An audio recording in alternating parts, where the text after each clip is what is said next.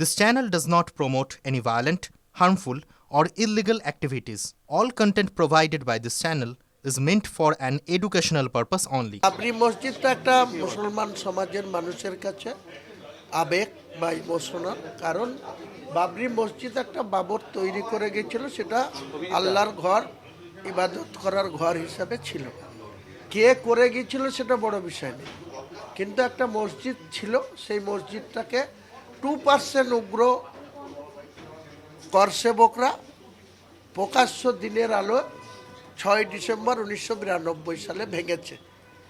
এর মধ্যে কোনো ভুল নেই। সেই ভাঙার জন্য সেই বাবরি মসজিদের নামে মানুষের আবেগ আছে, ইমোশনাল আছে, মুসলমান ভাইদের মনের মধ্যে দুঃখ আছে, কষ্ট আছে। সেটা কিছুটা হটানোর জন্য, গ্লানি মোছার জন্য আমি বাবরি মসজিদ করছি। এ ব্যাপারে একই কোশ্চেন বারবার বলতে পারবো না, 1 মাস ধরে চলছে। এটা ছেড়ে অন্য কিছু বলার থাকলে বলুন।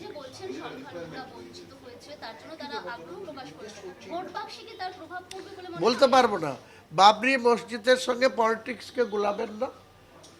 ওটা আমার ট্রাস্ট আছে একটা, সেই ট্রাস্টের পক্ষ থেকে বাবরি মসজিদ হচ্ছে।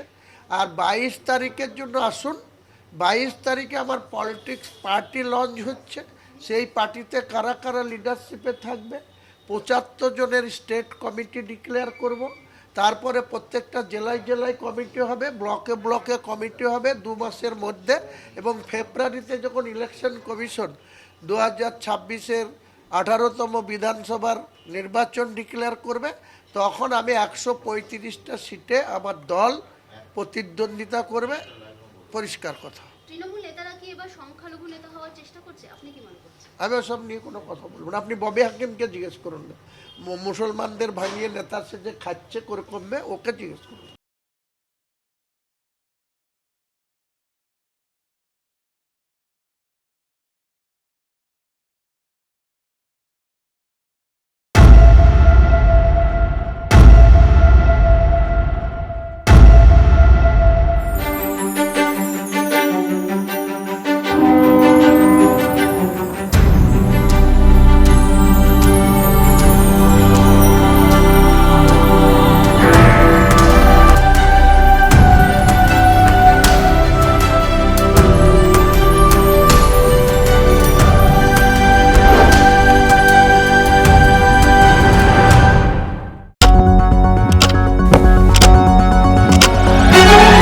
রাজনীতি শুধুই কি রাজার নীতি?